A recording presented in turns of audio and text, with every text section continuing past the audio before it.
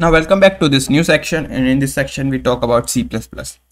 Now as you're familiar with that we talk about in model loading and saving part or section, that C++ is basically a faster language than Python if we want to do computation at very large scale. So that's why I create this dedicated section. In this section I also taught about a little bit of basics of C++, so don't worry about that. So what we do is, first of all, we install the Torch with the help of C++ or Torch library in C++. We create a neural network first in Python, save that neural network, and with the help of this JIT and with the help of this Torch script and JIT, as I explained in the model saving and loading section.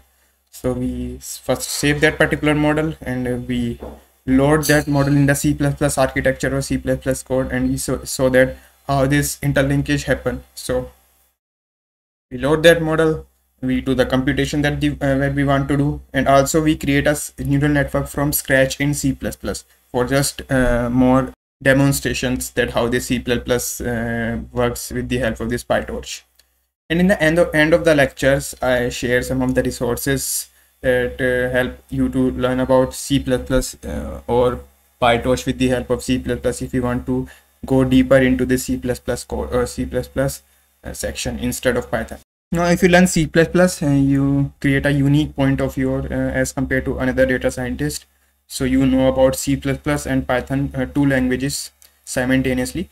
So that's a very good deal. So that's the introduction that what we want to cover in this section, and meet you in the next lecture where we do a step-by-step installation of our C++ Libtorch. Basically we call it Libtorch. So okay then, until then, bye bye and enjoy deep learning.